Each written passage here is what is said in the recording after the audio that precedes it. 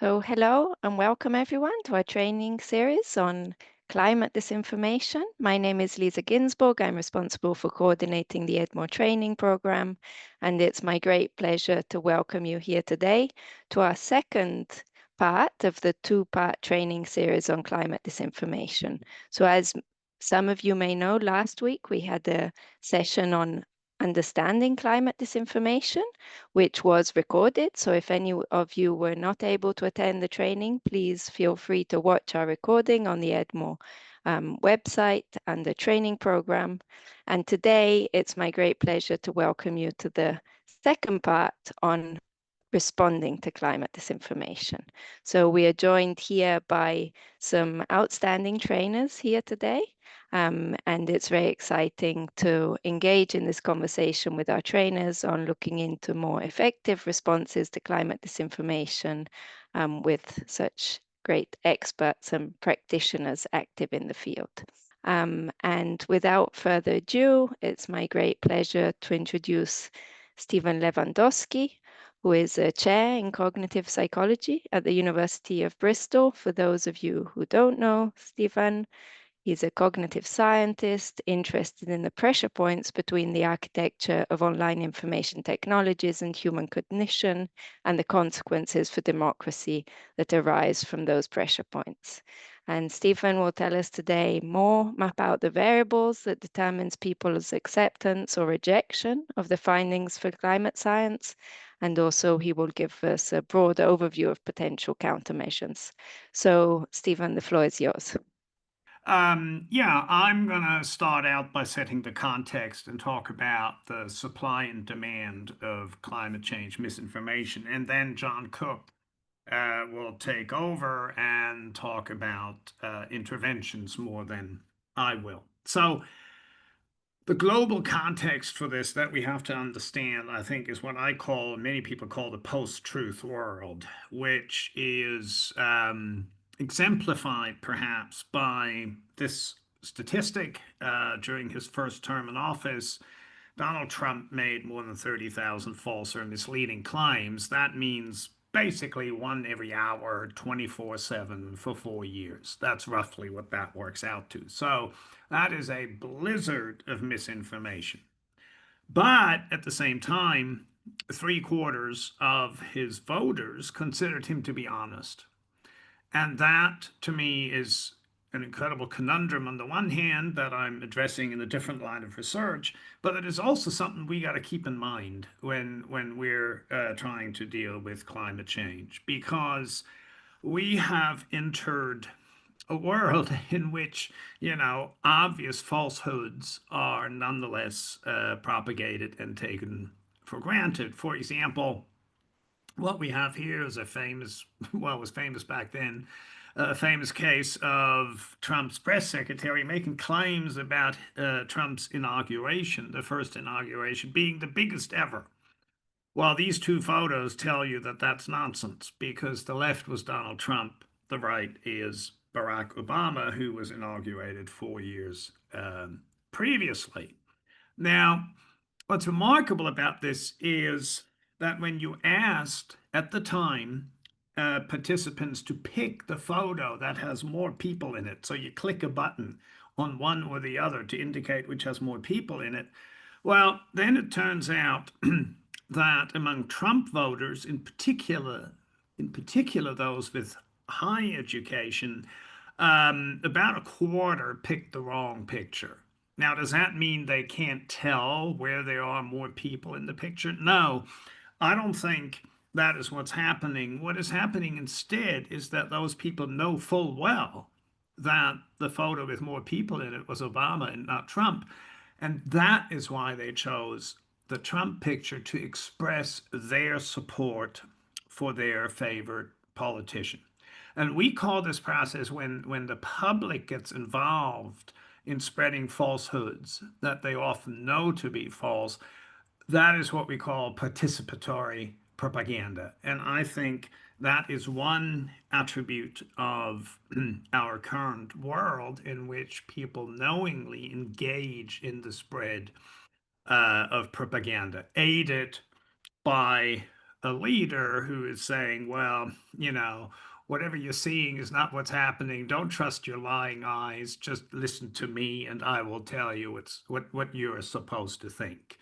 And of course, that is what we've observed with the bizarre claims about a stolen election and lots of other things that have flown from that. And so this raises a serious problem, which is that the very notion of truth has very different meanings among populists, such as Donald Trump, and other people who have a more pluralistic approach to politics. Now, what is populism? Well, populism is basically any ideology that is creating an artificial division between the virtuous people and an elite that's always entirely artificial. That line is drawn wherever it is convenient for populist leaders. And because it negates pluralism, it is actually inherently anti-democratic. Now, one corollary of populism is that what they consider to be truth or honesty is things like common sense or gut feeling or intuition, which is then pitted against the lies of the elites. And science is usually, almost invariably, considered to be part of the elite in a populist syntax. And hence, scientific information is a priori very challenging to populists and tends to be dismissed. And so the current global political situation, the post-truth world, the populism, the undermining of democracy, autocratization around the world is, of course, an ideal breeding ground for science denial. Now, when you look at the data, this is the most recent publication from George Mason University, who are looking at this every year. When you look at the data, notwithstanding what I've just said, at first glance, it is actually quite encouraging that about 60% of Americans accept that global warming is caused by humans, and only about 28% say, no, no, no, it's all natural. So at first glance, that looks reasonably good, and it is. But what it is hiding is um, this incredible partisan split, which has been widening over time a little bit. And where we can now see that among Republicans, rather than Democrats, the acceptance of climate change, concern with climate change, whichever way you phrase the question, among Republicans is slight. And of course, among Democrats, it is overwhelming. So the overwhelming majority of Democrats is aware of the problem and that it is human caused. Among Republicans, well, it is a tiny minority.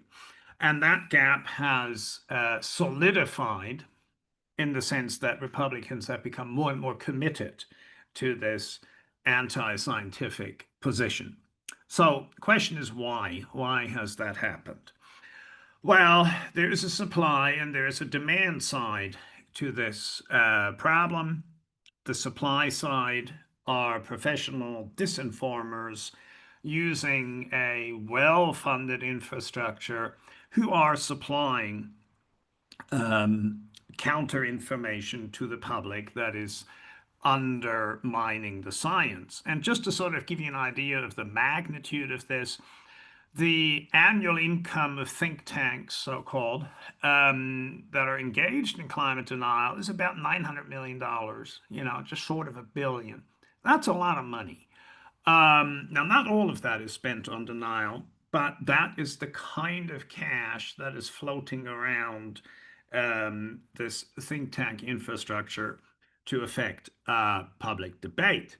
And it's not just public debate, it is also lobbying in Congress Again, Robert Brully, who's a very meticulous sociologist who loves to read tax records and donations and all that kind of stuff, he discovered it's about $2 billion that have been spent lobbying against climate change legislation. Now, what does that infrastructure do other than successfully lobbying Congress?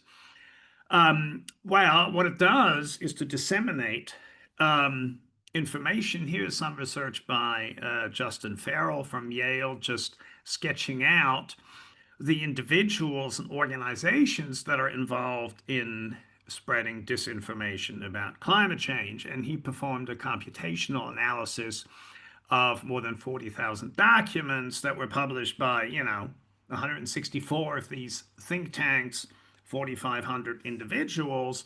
And he worked out how they are connected. And when you look at this network graph shown here, then you will find that the green nodes tend to be more central than the red nodes. The green nodes are organizations that are funded by Exxon or the Koch brothers. The red ones are the ones that are not funded by Exxon or Koch. And so you can see that the more central nodes are directly funded by fossil fuel interests. Now, does that matter? Yes, it does matter, and the answer is shown here. What I'm showing you here is again work by Justin Farrell, where he's looking at the similarity in speech between contrarian texts and public output. And this is the news media on the left, presidents in the middle over a 20-year period, and speeches in Congress on the right. And in all cases, you can see that there's an increasing similarity over time between these climate denying texts and what politicians say. It's not significant for Congress, but it is significant for the presidents and the sample of news media that he looked at. Now, it could be that the denying material is becoming more aligned with what the politicians are saying. Yes, but if you look at the text of these denying think tanks, you find that they haven't actually changed terribly much over time. They're still denying the basic science. So, this increase in similarity that we're seeing here basically means that the denial has affected public discourse, political discourse, that this constant pumping out of disinformation actually makes a difference. We can't be sure that's causal, but at least the association is quite striking and increasing over science.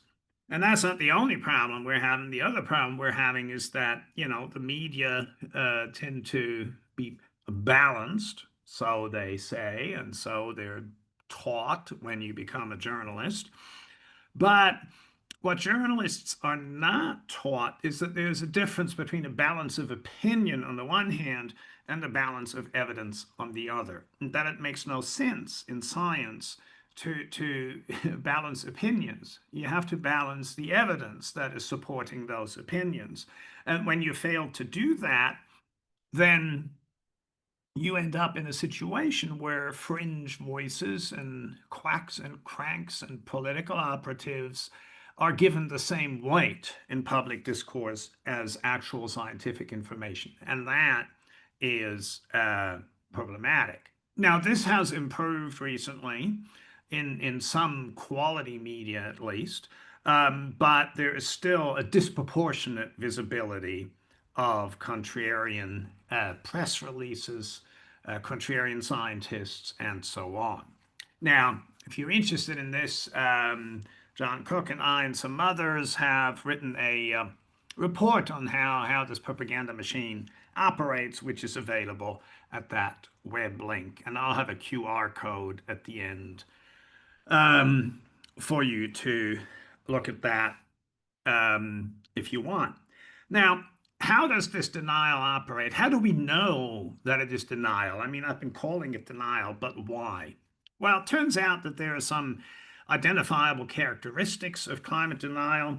They're shown here. I don't have time to get into all of them. I just want to tell you about one thing known as cherry picking. And that is something that is always done whenever you see anything that tells you that global warming is nothing to worry about.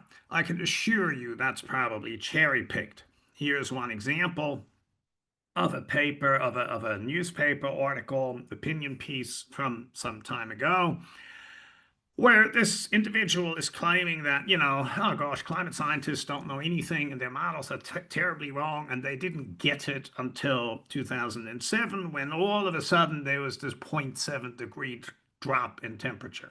And that was sort of, haha, why are you bothering with global warming? Now, that is an incredible claim to make. And especially if you look at the data, these are the data from 1850 till right now, the latest data available. Zero point 0.7 degrees is this much. So where is that decline of 0.7 degrees? Well, not in the data, or is it? Well, actually, if you look incredibly hard and you look at the data on a monthly basis instead of an annual basis, and you ignore the trend, and you then pick one month that's hot here and then another month a year later that is cooler because of natural variability, yeah, well, then you can make that claim. But of course, it is entirely dishonest because it is just picking two convenient numbers, ignoring the long term trend. Now, how do we know that that is wrong? Obviously, you can ask climate scientists, but then a lot of people in the public, certainly in the United States, don't believe climate scientists because, they've already been besmirched often enough to be dismissed. So, what can you do about it? Well, I'm not sure what you can do about it, but one thing we've done is to do a blind test. So we took statistical experts, economists, and statisticians. We took some contrarian claims that we harvested from the internet. There's plenty of them out there, and we translated them into another domain. So here you can see text about rural population. Well, the data wasn't about rural populations, but we presented it as such to our experts. And then we asked them, in light of the data, is this claim that you're seeing here, is that claim supported? Our rural population is growing, not shrinking. Well, here are the data. Um, this is the rural population. Well, except it's not, and I'll if you want to guess, put the guess into the chat what you think these data might represent in reality. But we ask our experts if these data are compatible with the claim being made, namely that the rural population is growing, not shrinking. Of course, it is shrinking, as you can see here. The vast majority of villages are shrinking. It's actually not villages, it's glaciers around the world. So these are ice data telling us that global warming is happening. We look at the responses, combine them into a correctness score so that our experts can tell us whether we should believe those contrarian claims. And the answer is shown here, and it is a resounding no. You can ignore the individual bars on the left, just look at the two bold-faced bars on the right. A negative score means it's misleading, a positive score means it is accurate. Contrarian statements are judged to be misleading by experts who don't know that this is about climate change, but think it is about data in other domains. So we have removed all the politics, and the judgment is still the same. And the positive numbers there are the mainstream climate science statements supported by the IPCC and so on. So, these guys are not being accurate. They're being disingenuous and dishonest, and we can tell in a blind test. So, to my mind, this is a serious issue because the public is denied the right to be informed about risks they're facing. But why? Who buys this? Who are the consumers of this falsehood? Why would anybody believe this? Well, the answer is there's one variable that makes all the difference, and that is people's ideology, their personal worldview, and in particular, their attitudes towards free markets. The more people endorse free markets as an organizing principle of the world, the less likely they are to accept climate science. And this is an illustrative pattern of data. It doesn't really matter how you measure worldview. You can go for party identification, conservatism. There's all these different indicators of a cluster of attitudes that form this particular worldview. And whichever way you do it, you find this incredibly negative correlation. This holds true around the world, but is particularly strong in the United States and other English-speaking nations. Why? Well, because Anglophone countries tend to have a commitment to liberal market economies. And of course, that commitment is very much challenged by what is happening with climate change, because you have to interfere with free markets if you want to solve the problem. And for many people, that is emotionally incredibly challenging. Okay, then I'll keep going with this and tell you a little bit about the what I've already said, namely that worldview is so important. In fact, it is more important than education in the United States, such that more educated Republicans are even more likely to reject climate change than lesser educated people, with the reverse being true for Democrats. So there is this widening gap as a function of education. And you might now ask, well, why? Why conservatism? Well, I actually want to flip this question around. I want to say, what is it about science that predisposes conservatives to reject it? Let's focus on the science, not on the conservatives.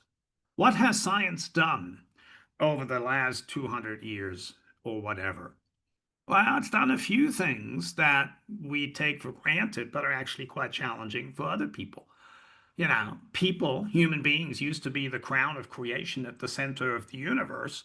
And after 200 years of research, we're now, in a very modest place in some average galaxy orbiting a minor star. That's a very much a decline in status, which may challenge people's religious beliefs, for example, and the belief that humans are special, both of which are associated with conservatism.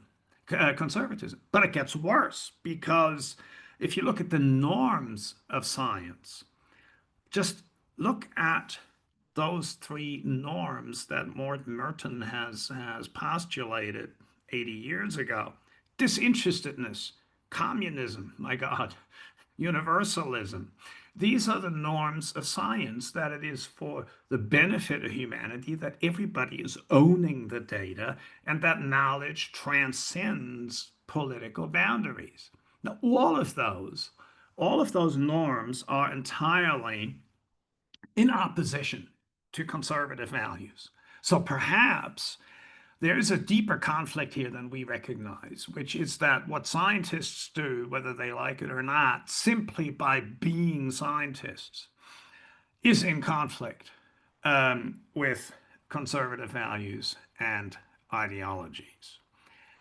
And indeed, we've run two studies, and now I think I will skip over most of the results of the study, but I want to focus on two numbers.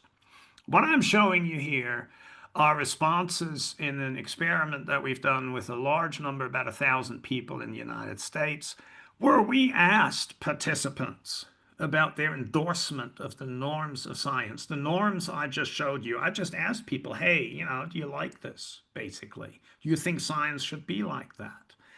And those two numbers here are negative.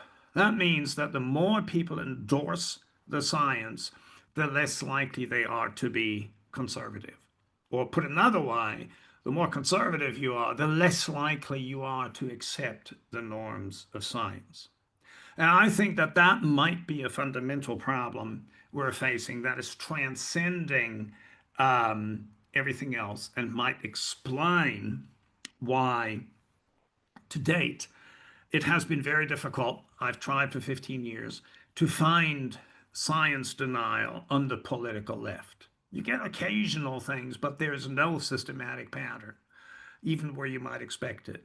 And I suspect it may have something to do with this deep conflict um, between science and conservatism. And that, I think, is something we have to contend with. Now, I mentioned earlier I was going to show you a QR code. Yes, I'm about to do that. The QR code will point you to a number of handbooks that, in pretty much all cases, John Cook and I had worked on together, including the most recent product that just came out a few weeks ago, which we call the Anti-Autocracy Handbook. Doesn't have much to do with climate change at first glance, but in actual fact, it is totally relevant because the democratic backsliding we're observing in the United States is, of course, preventing any action on climate change. And Trump has basically destroyed the infrastructure already, or is on the way to doing that in the United States. And so we're heading for some very troubled waters there. And this is my final QR code that takes you to a page full of all these resources for how to communicate, how to debunk, and how to deal with uncertainty in climate change, and so on. And with that, I thank you for your attention and I welcome questions. Thank you so much, Stephen, for setting the scene and for these very important considerations. I think they're very relevant also for those working in the EDMO network to consider this link between ideology and attitudes towards climate denialism. So I think many interesting starting points here today. So please feel free to pose questions in the chat. Maybe I wait a few minutes to see if some questions come in. I know it takes people a while to type them up, and then I will hand over to John. But just let's give it a few minutes for participants. Okay, so we have a first question. While the questions pour in, perhaps I could Yeah. read out the first one. Is the anti-autocracy handbook aimed at a global audience or is it US focused? So this is a very specific question. Yeah, well, both. It is certainly aimed at a global audience because the US isn't the only place where things are becoming unstuck. But yeah, most of our examples are taken from the US. But we also have authors who are reporting their experiences from growing up in the Soviet Union, for example. And one of our authors is from Indonesia and is very conversant with autocracy there. So, it's a mix of both. And the second question about how much the US applies to the rest of the world, that's also a related question. Very good question. I showed you one result that was across whatever, 26 different countries, 28 different countries, showing you how important the politics is in climate attitudes everywhere. So, on the one hand, everything I said today is globally applicable, what we know from the data. And in particular, German climate deniers cherry pick in just the same way as the Americans do, and so do the Italians. And there's no cultural differences there in the cleverness with which they cherry pick. So it does apply generally, although the US is more accentuated. So now we have many questions flooding in. So Yes. I guess I start with the first one I can see is about which conservative values you consider most important. Could you expand a bit on the conservative values? Yeah, I can. I mean, the number one thing that I would rank the highest is endorsement of free markets.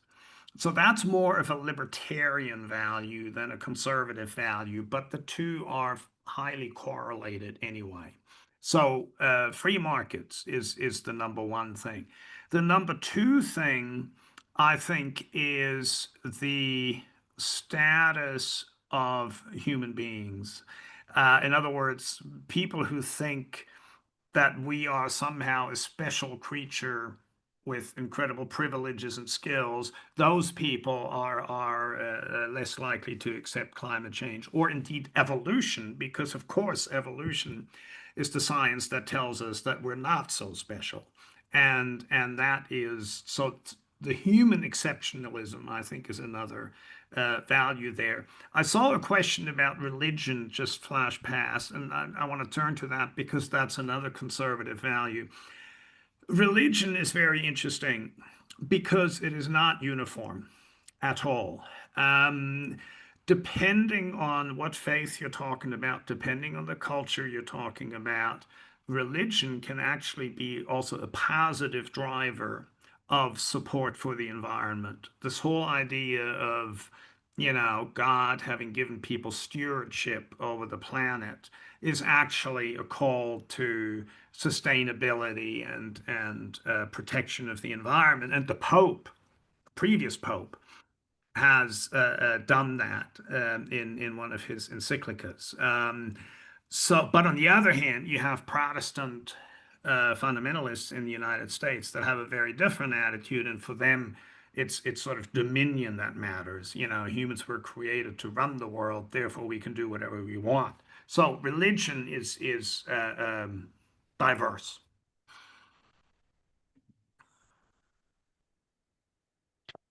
Okay, great. Thank you. So maybe I turn to a question that could aid our journalists and fact checkers in the Zoom room.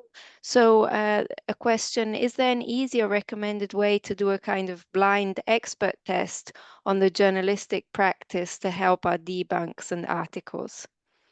Yeah, that's so you mean for journalists to do their own blind test? Yeah, I mean, you can take a claim by a climate denier and you can look at the data and just redraw the graph and put something else on the axis that's vaguely plausible. And then you can ask statistician to see if that interpretation is correct. That's actually been done. There was some, I think Dan Vergano, who used to work for USA Today, did this ages ago. And of course, he came to the same conclusion as I did.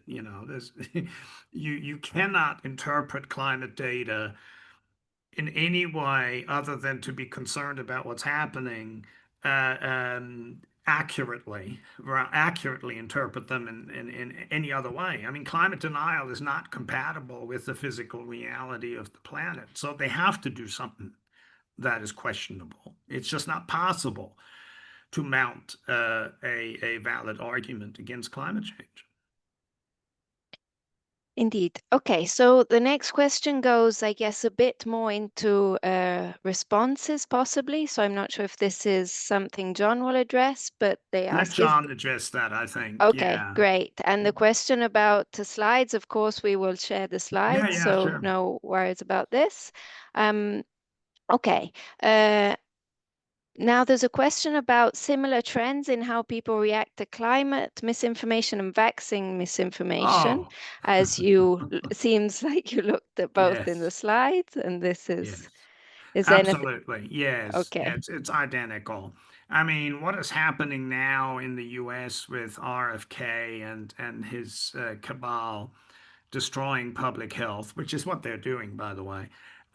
It's exactly the same as climate denial, the same cherry picking, the same fake experts, the same, you know, and of course it has to be that way, right? If you want to oppose science on ideological grounds, there's only a certain number of things you can do. And you have to lie, you have to cherry pick, you have to pretend, you have to fake things. There's and they do that with vaccination in exactly the same way as in climate change. And they're now also installing these fringe voices in the administration, both for climate change and for vaccination, of course. I mean, every Twitter crank is now in charge of public health in the United States with catastrophic consequences. I mean, I work with a lot of American doctors, and they're going absolutely crazy over this because they recognize how many people are going to die. It's as simple as that. These people kill. Very simple.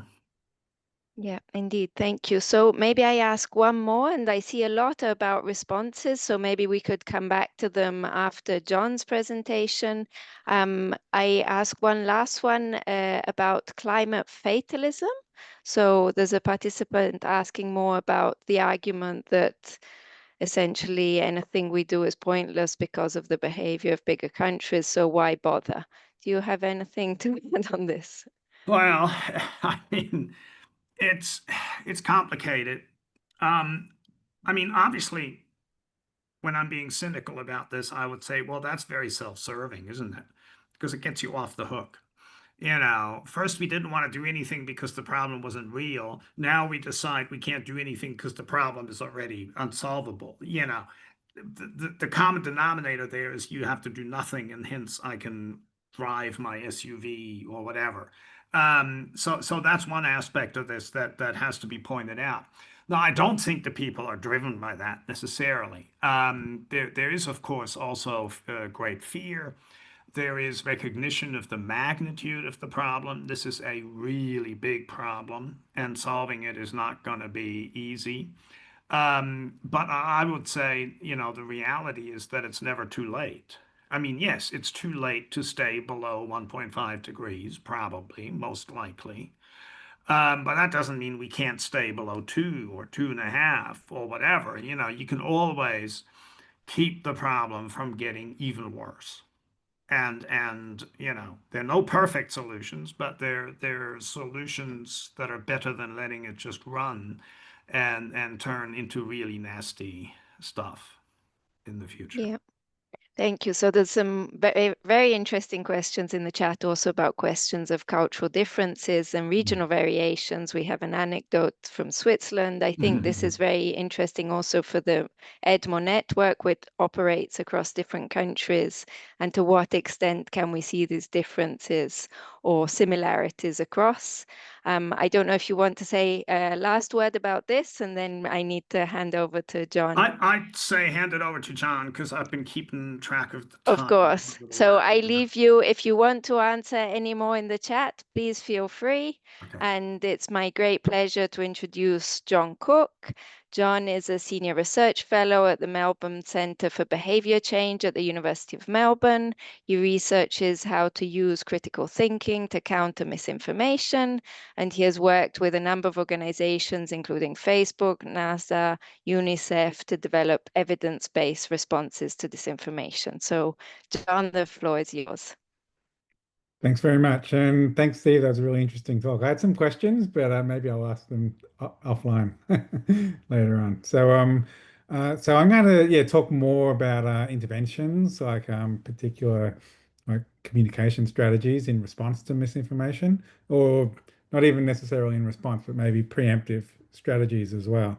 But first, I wanted to quickly set the scene by talking a little bit about the landscape of climate misinformation. This would actually kind of fit in well with the previous webinar, but I'll only spend a couple of slides on this. In 2021, I published a paper with some of my colleagues at the University of Exeter and Trinity College in Dublin, where we basically developed a taxonomy of climate misinformation, and then we trained a machine learning model to detect these different types of climate misinformation claims. So our goal was automatic detection of misinformation. And when we built the taxonomy of climate myths, what we observed were five main categories of climate misinformation. And simply put, those categories are: it's not real, it's not us, it's not bad, solutions won't work, or there's no hope, and um, experts are unreliable. Now, once we had developed this taxonomy and trained a model to detect the claims, then we poured in 20 years of climate misinformation into our model in order to build a 2-decade history of climate misinformation. And two main patterns jumped out at us. Firstly, the black line here is that fourth category: climate solutions won't work. And we saw a gradual trend towards climate solutions, misinformation. So, in other words, climate denial is basically making a strategic retreat away from science denial towards solutions misinformation. In other words, the science supporting climate change has become so strong, so undeniable that it's just it's becoming increasingly unviable to deny the science. So therefore, instead, they attack solutions. But the other category, the fifth category, attacking the science or attacking scientists, the orange line here was the other big category. And so what that tells us is that a big chunk of climate misinformation isn't necessarily about the science. It's not necessarily about the greenhouse effect or whether glaciers are shrinking or whatever. Those are certainly present, but the much bigger form of climate misinformation is trying to undermine the credibility of climate science in the public's eye. Um, and I actually saw a question during Steve's talk about has climate misinformation during the Trump era in Trump's second term changed compared to his first term? And I think the answer is definitely yes, it has changed. And one of the ways that it has changed is this fifth category, the science is unreliable, attacking climate science. It's gone from just being communication attacks.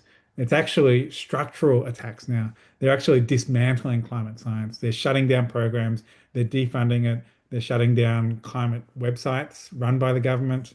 And so they've taken that attack on climate science to a whole other level, a very disturbing level, and very harmful to climate science in general. So that's but I'll just repeat quickly the five categories. It's not real, it's not us, it's not bad, solutions won't work, and experts are unreliable. Because parallel to this, or even earlier than this, climate uh, well, social scientists, and Steve actually mentioned their surveys. These are the scientists at George Mason University working in collaboration with Yale University. And Ed Maybach really led this research. He has done psychological research into how people think about climate change and identified what he originally called five key climate beliefs. He's kind of rebranded it more recently. Now he calls them climate truths or climate facts. Um, and those five climate truths are it's real, it's us, the experts agree on these first two truths, it's bad, climate impacts are bad, but there's hope. We can solve climate change. He calls these the five climate key beliefs. Now, and it really jumped out of us when we were doing that initial research into climate misinformation, seeing that those five categories of misinformation were really the polar opposite of the key climate truths. But I want to focus especially on experts agree. Now, this is really about the scientific consensus, and it's commonly communicated in something like this, that there's 97% agreement amongst climate scientists or experts that humans are causing global warming. Now, the scientific consensus, um, there's been a lot of psychological research testing how people think about the scientific consensus and how they respond to messages communicating the consensus. And a paper published in 2015 by Sander van der Linden, based at Cambridge University, he published research establishing what they call the gateway belief model. And what this basically says is that um, people's perceptions about the expert consensus has all these flow-on effects. If people believe or agree that there's a scientific consensus about climate change, then they're more likely to agree that global warming is happening, it's caused by us, and that the impacts are bad. And then subsequently, they're also more likely to support action to solve climate change. And so the consequences of the gateway belief model is that communicating the 97% consensus is an effective way to not just improve their perceptions about the consensus, but it also has flow-on effects to improving their climate attitudes and even their support for climate action. The flip side of this, though, is that if you cast doubt on the consensus, that can have negative effects on all these climate beliefs. So just note the date that Van der Linden published this paper. This was 2015. Back in 2002, a Republican strategist, Frank Luntz, published a memo for political conservatives in the US, for Republicans, heading into an election. He was giving them advice about how they should do messaging about climate change in order to win the public debate about climate policy and win elections. And Frank Luntz basically argued that if you want to win the debate about climate policy, you should attack the scientific consensus, cast doubt on the consensus. If the public come to believe that there is a scientific consensus, then their views about global warming will change. That's basically his expressing the gateway belief model.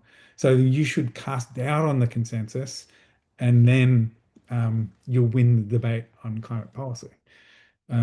So this was like over a decade before social scientists had really identified the importance of perceived consensus and the importance of communicating the consensus. And not only did he recognize the importance, but he was developing strategies and advising policymakers, politicians, conservatives, giving them advice on communication strategies to cast doubt on the consensus. And so I want to jump to a study that explored what happens when people are exposed to misinformation, casting doubt on the consensus. And this again was led by Sander van der Linden. And he ran a study published in 2017 where he basically exposed participants in his study to different types of information.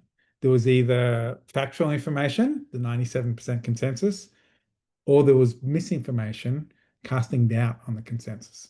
And the misinformation was taken from an actual website, the Global Warming Petition Project. And this website features a list of over 31,000 US science graduates who have signed a statement saying that humans aren't disrupting climate. Now, what Van der Linden found was when people were shown just the 97% consensus, so that's the first bar in this bar chart, they had a strong increase in their perceived consensus. So as we expect, communicating the consensus has a positive effect. When people were shown just the misinformation, casting doubt on the consensus, their perceived consensus went down. So misinformation has a negative effect, as you would expect. But the interesting thing was when people were shown both the fact and the myth, the two cancelled each other out. And what is happening here is it's a bit like those old Star Trek episodes when Captain Kirk gets cloned and there's a real Kirk and a fake Kirk, and Mr. Spock has to try to work out which is which. The public are in that same situation when they're surrounded by conflicting pieces of information. They have to work out which is the fake news and which is the real news. And if they can't resolve the conflict, then they tend to, or the danger is that they disengage and they believe neither. And this really points to one of the most subversive and negative impacts of misinformation. It's not just that it can cause people to believe wrong things, it can also cancel out our attempts to communicate factual information. So if any of us are in the business of communicating the facts to the public, whether we're educators, scientists, communicators, journalists, our attempts to communicate the facts can be cancelled out by misinformation. The good thing about this study, though, is that by pointing to the challenge of misinformation or how misinformation does damage, that also points to the solution to it. If the challenge or the problem is that people have trouble resolving the conflict between fact and myth, then the solution, or at least one effective solution, is giving people the tools to resolve that conflict. And inoculation theory offers the tools to help people resolve the conflict between fact and myth. In other words, help them to discern between facts and misinformation. Now, inoculation theory is a branch of psychological research which is inspired or based on the analogy of vaccination.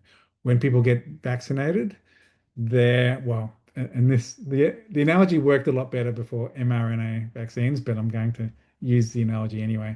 When people get vaccinated, they're exposed to a weakened version of a virus, and that builds up their immunity so that they're less likely to get infected. Inoculation theory takes this idea and applies it to knowledge. When people are exposed to a weakened version of misinformation, that builds up their cognitive or their psychological immunity so that when they encounter real misinformation, they're less likely to be misinformed. And the way that you deliver misinformation in a weakened form, or the way that you structure an inoculating message, is you want two elements. Firstly, you warn people of the threat that they may be misled.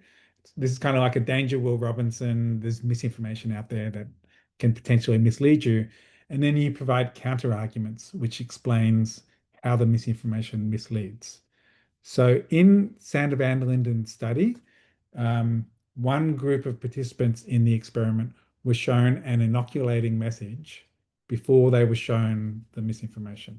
And this is an excerpt from the inoculating message, and it provided counter arguments explaining how the global warming petition project is misleading.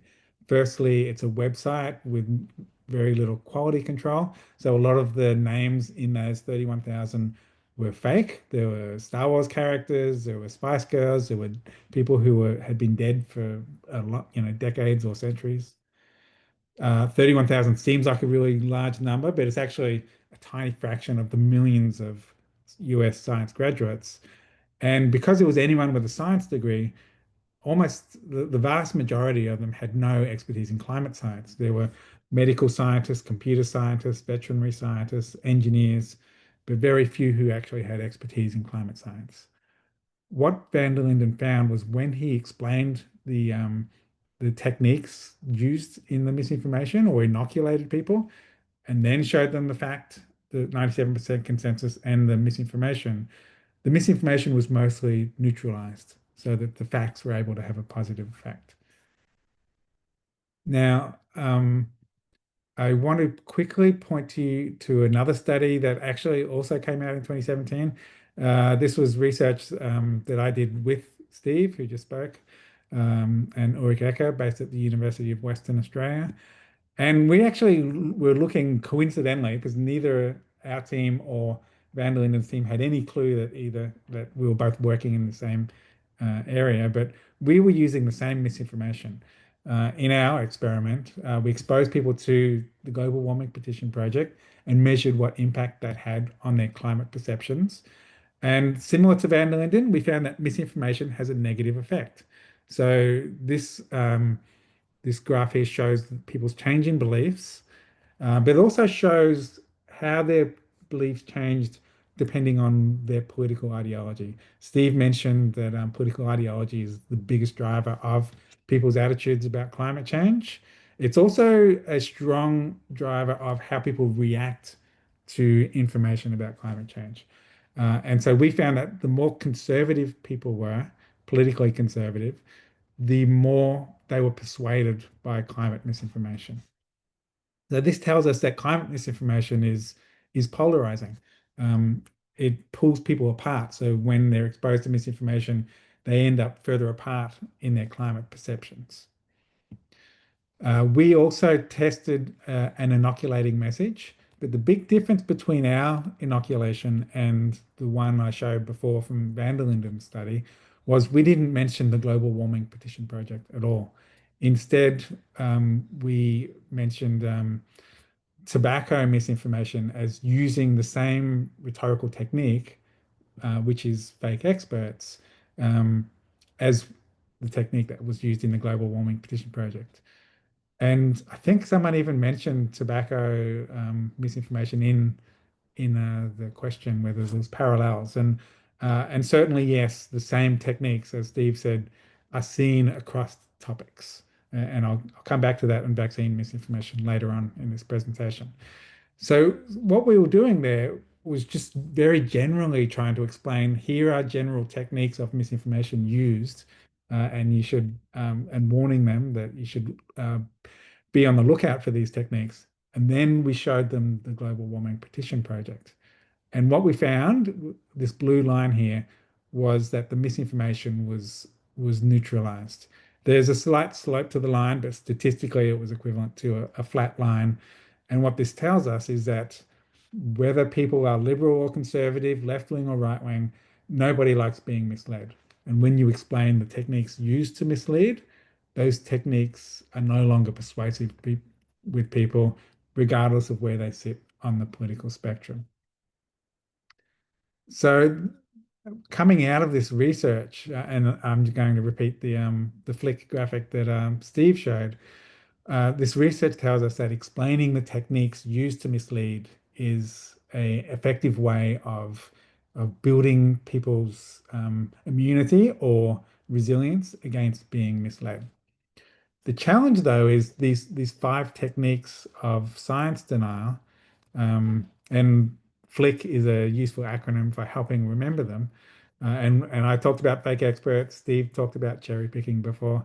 And during Q&A, I'm happy to go deeper into any of the others.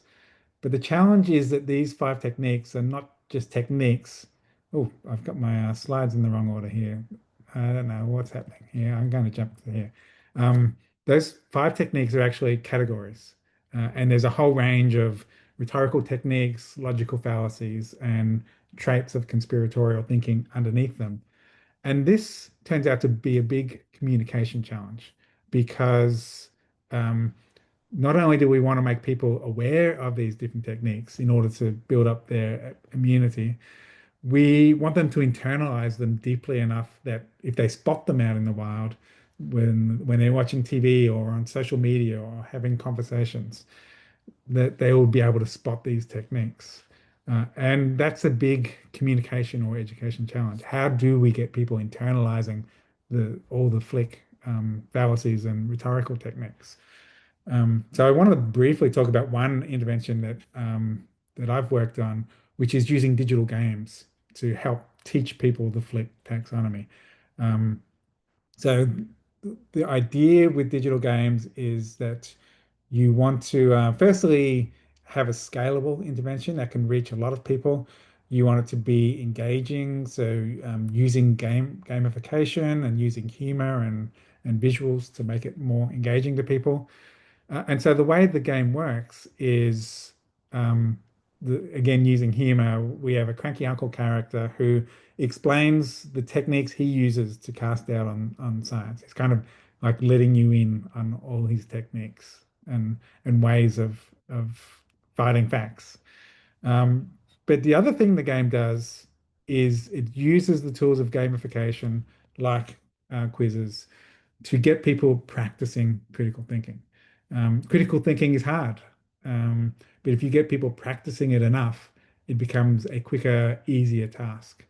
And so the idea is using the tools of gamification to get people further into the game. They collect points, they level up, but really you're trying to get them further into the game because the more they play, the better they get at spotting fallacies. Now, there was a question during Steve's talk about vaccination or vaccine misinformation. Um, After we released the Cranky Uncle game, we collaborated with UNICEF, who wanted to develop a vaccine version of the game. And because the game is about critical thinking and fallacies, it transfers to other topics. The same fallacies used in climate misinformation are found in vaccine misinformation. And in fact, in the Cranky Uncle Vaccine game, we did a literature review of all the different fallacies found in vaccine misinformation, identified the top 10 vaccine fallacies, and eight of the 10 were already in the climate version of the game. So the only two new ones that we added that were unique to vaccines, at least compared to climate misinformation, were the first two here: appeal to nature and post hoc or false cause is what we call it in the game.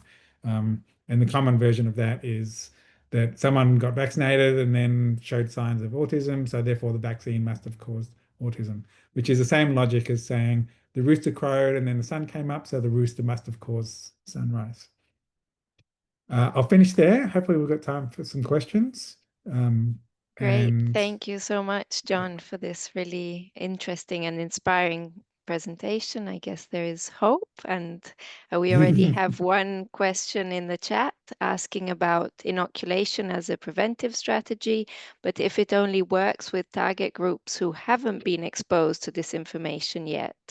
Nowadays, almost everyone has been exposed, so how to Yeah. intervene?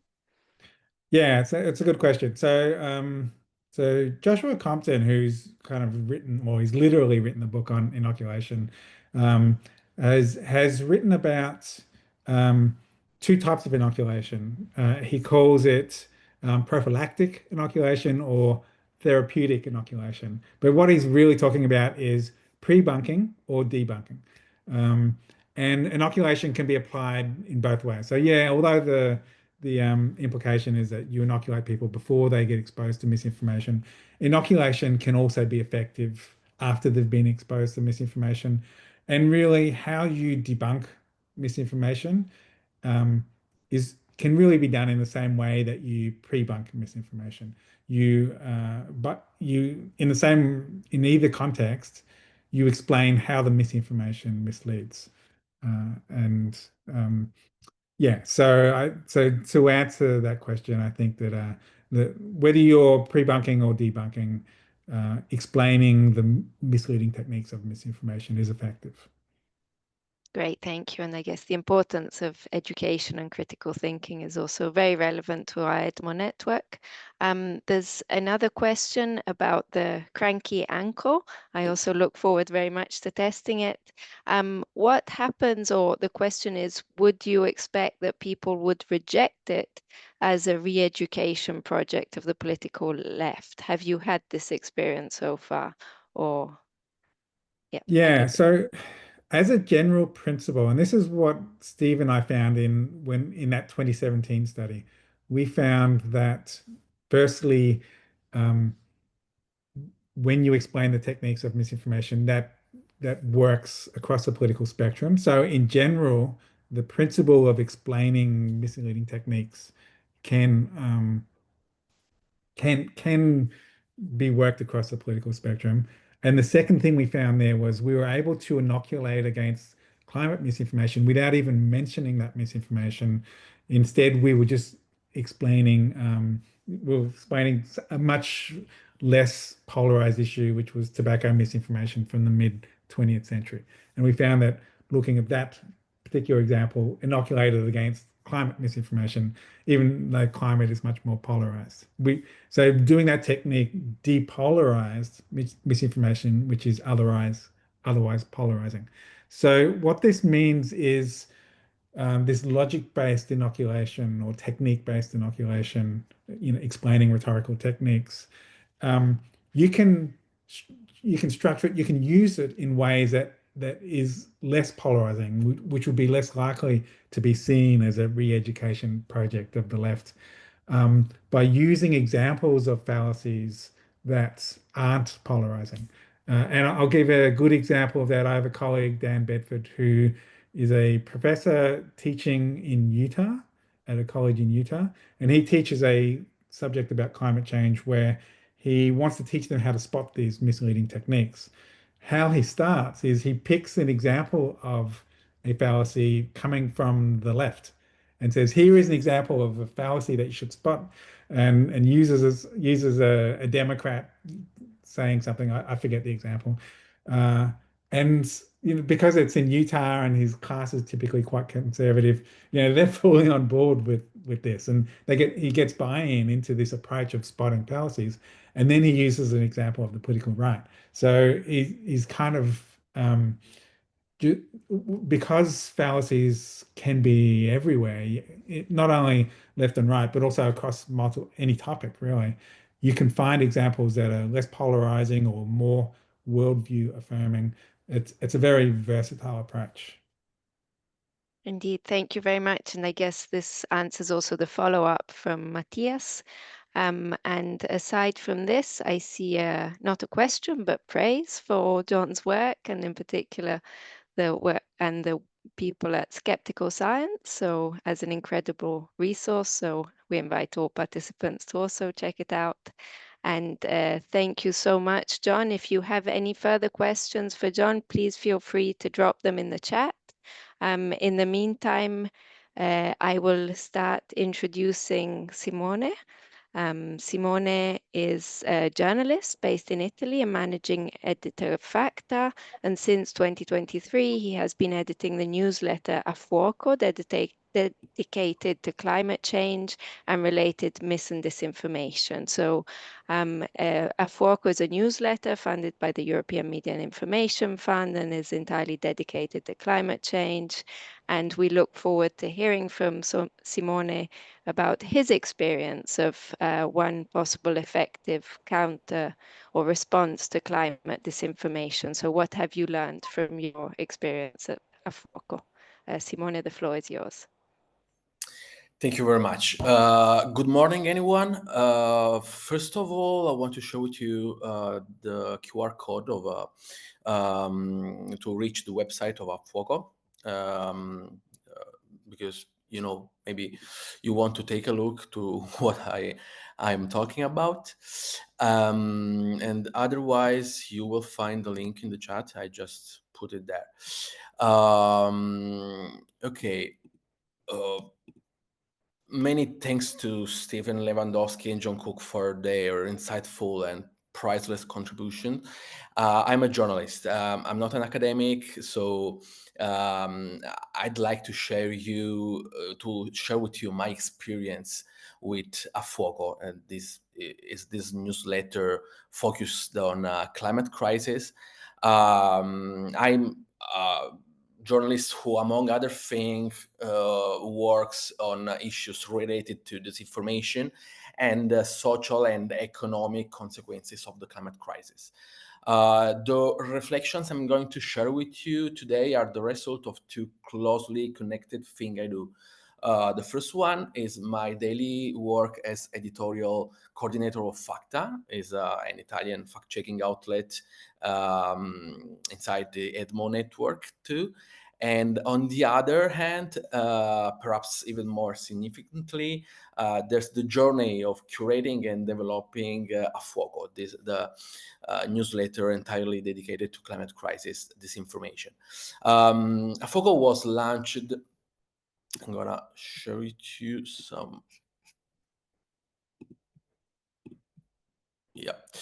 Afoco was launched in September 2023 by Facta in partnership with Pagella Politica and Slow News. And it was born with a very clear mission to dig deep into how climate disinformation works, evolves, and spreads. Every week, we feature a short essay written by someone who has studied the issue in depth. Journalists, scientists, activists, data analysts, a lot of people that knows what they are talking about. And we've aimed for a multidisciplinary perspective because disinformation, as you know, doesn't respect disciplinary boundaries. And as we will see, climate disinformation is even more peculiar under this aspect. Today, we've published 90 issues, and the second season will wrap up at the end of July. So we are at the end of the second season of Afoco.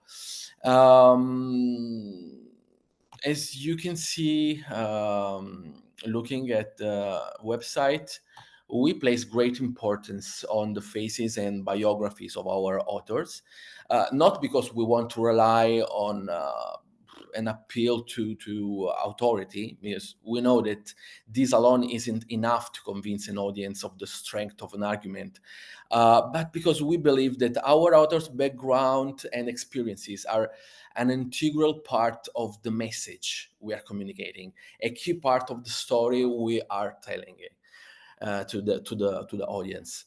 Now, I don't presume that our work holds all the answers. Obviously, it's just an experience.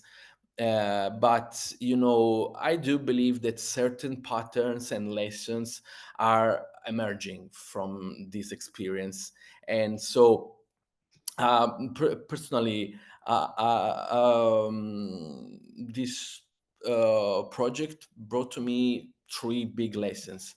The first one is that climate disinformation is very unique, not necessarily because of the size of the threat it poses. Uh, also, the stakes are pretty high, but because its pervasiveness. It's not just in line. It's not just an online kind of disinformation. It's not limited to fringe website or conspiracy forums. It's into mainstream narratives, everyday conversation, on the newspaper we bought on the newsstands. In our daily monitoring work at FACTA, we see the same type of misleading narratives again and again. And the narratives range from the misuse of historical weather data, like pointing to a hot summer of 15 years ago, to open deny the global warming,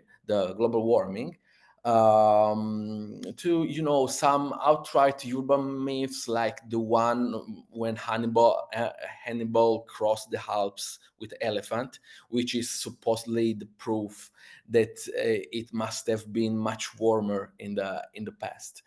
But obviously, all of these narratives orbit the same gravitational center, and is the denial of the climate crisis, or at least the denial of its human origin. The message is quite simple. There is no real emergency, and even if there is one, we have nothing to do with that. So why change? Why make sacrifices? Why disrupt the status quo? And anyone who tells you otherwise, politicians, scientists, activists, must have something to gain from that. When we launch the FOCO, we ask ourselves, how do we avoid telling the same story over and over again? How do we prevent our newsletter from simply debunking the same misinformation claim every week for 90 weeks in a row? Okay, the answer comes with the second big lesson. And when we talk about disinformation narratives, we are addressing only a part of the problem, and not even the biggest part of the problem, I believe. One of the most widely shared and enduring false claims on social media, as John Cook was highlighting, is that there is no real scientific consensus about the human origin of the climate change. According to this narrative, scientists are deeply divided, and anyone who say otherwise is either naive or part of some vague globalist agenda. This type of disinformation works really, really well in countries like Italy, because it is being reinforced by how the media portray the debate. All it takes is one evening of television in Italy to see it. Talk shows set up climate change debates as it were a question of opinion. On one side, a leading climatologist, and on the other, someone with no scientific credentials, but with a strong take. This is this give the audience a false sense of balance, and the balance of the opinions, and not the balance of the evidences, as Stephen Lewandowski said earlier. This is what we call a false balance. The decision to present two positions as equal, even when one of them is supported by evidence and the other one is not. And here's the truth. When it comes to human causes of climate change, scientific consensus exceeds 97%, and that makes it one of the most robust consensuses in the history of modern science. But this consensus often get lost inside, this noise of media sensationalism, platform algorithms, and rhetoric. And that brings us to a deeper insight. And is the problem isn't just the individual lie; it's the entire communication ecosystem that allows the lie to thrive. The false balance in media, especially on television, which, by the way, remained the primary source of information for nearly half of the Italian, the country where I live, is not a small issue. It's a systematic flow, and it reflects the influence of actors who actively seek to distort the climate conversation.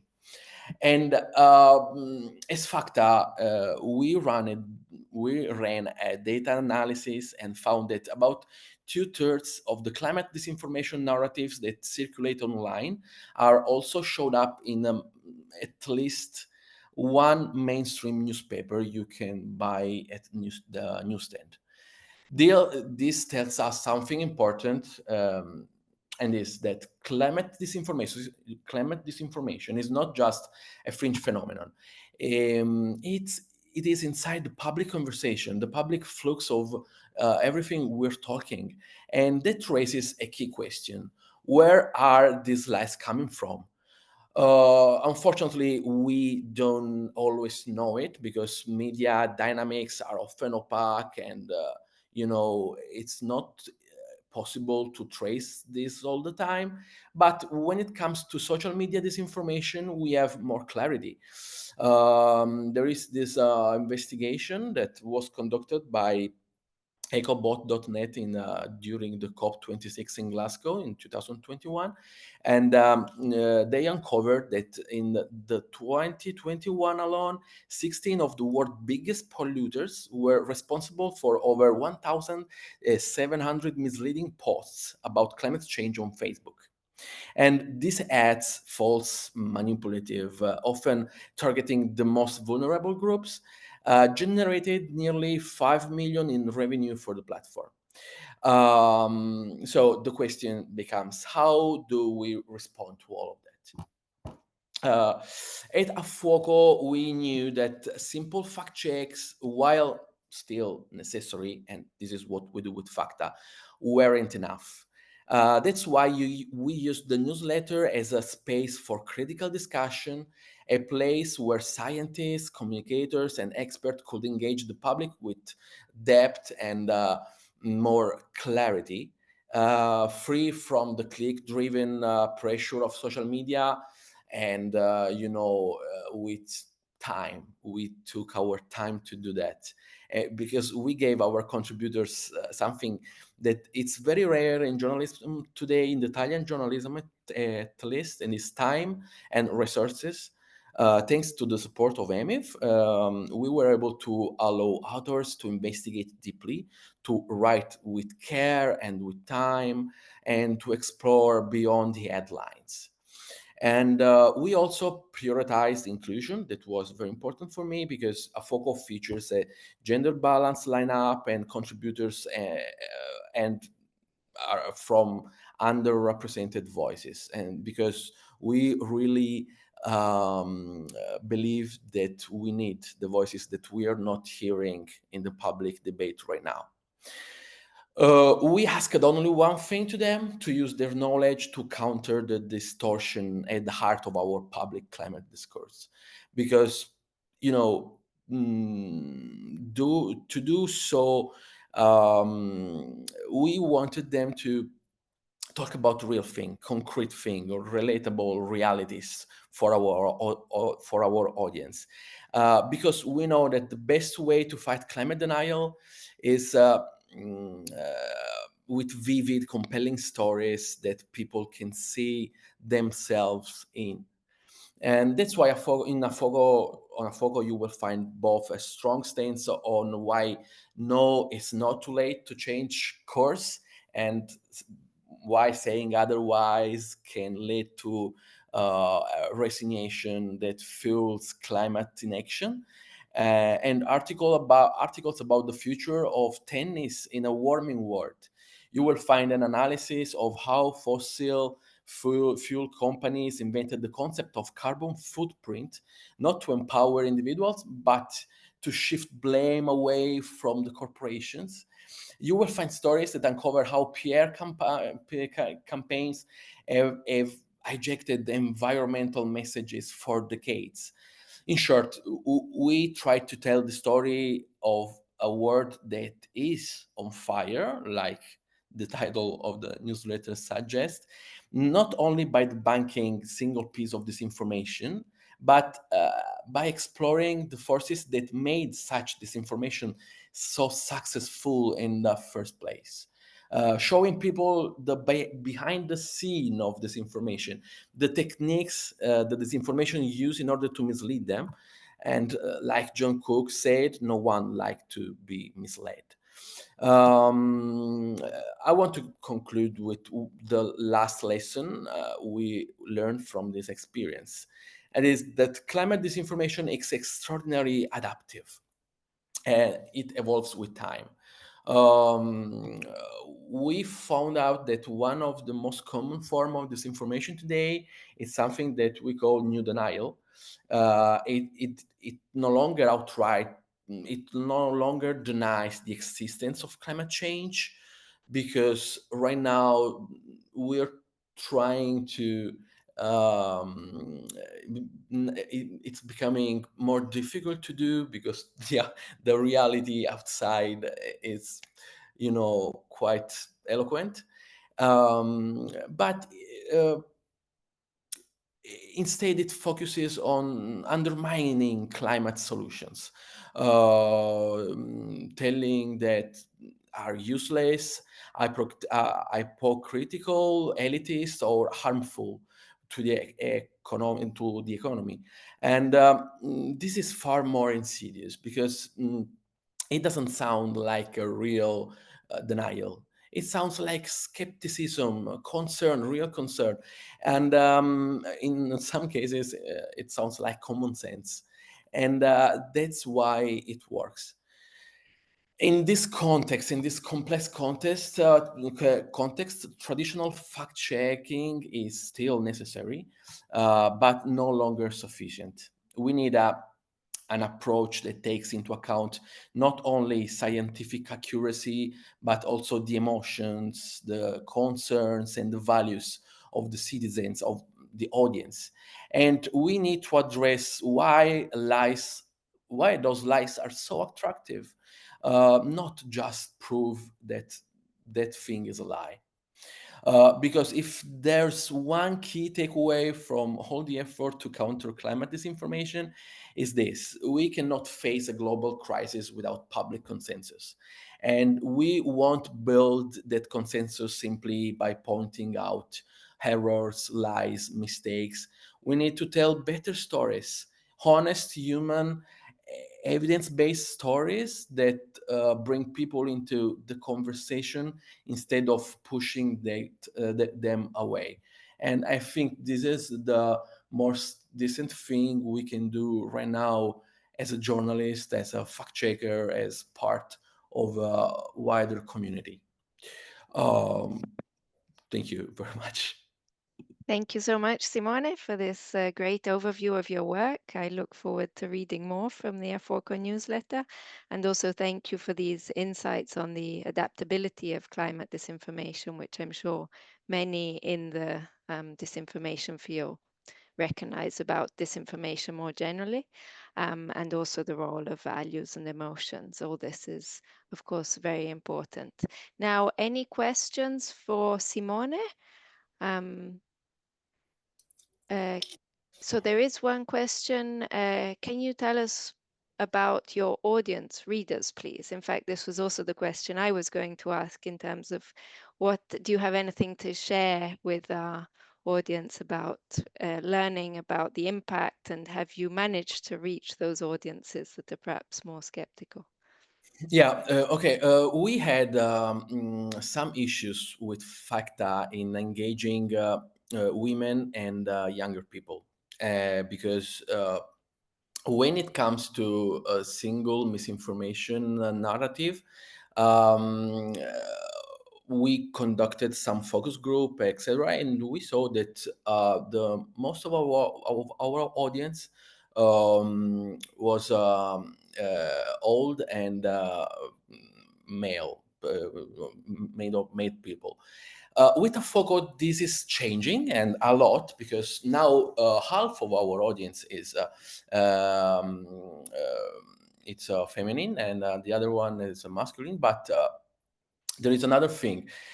We try to engage them, to engage the with some strategies, because now we rely on slow news, that it's curating the communication side, and the main focus of one of the main point of the project was to engage our audience. And so we did it because we have a lot of questions and thoughts shared by our audience, and this is really cool, because, as I was saying, the most important thing right now is consensus, and we don't want to you know talk to our people. We don't want to talk in our street circle. We want to talk to a wider audience. We are interested in why people believe what they believe, and sometimes their concerns are not wrong. And the most important thing, the most valuable thing for me with Afoco is that we're talking with people that are not spreader of disinformation, but they do believe that climate change is not a big thing, and we want to talk with them because we want to understand why people with no real, that don't want to share disinformation have that beliefs, and talking with them is getting easier to understand that. And so our audience is getting our work better. Great. Thank you so much, Simone. So we have more questions, but unfortunately we are out of time. Perhaps very briefly, the last question, if you could just say a couple of words on the question about the Italian media context. So the question was saying they find it very interesting, and do you have any explanation on why this happens in your country? Obviously, this is something we also heard from Stephen, so I guess it's broader than just the Italian media, but any last insights before we close for today? Yeah, I think there is a big difference between the Anglo-Saxon journalism and the Italian one. For some historical reasons, the Italian media landscape, it's very concentrated on opinions, and so newspapers have cult of followers that need to their bias to be confirmed by the reading the newspaper. This, for a lot of historical reasons, we have no in our deontology, and there is not a strong focus on the separating fact from opinion.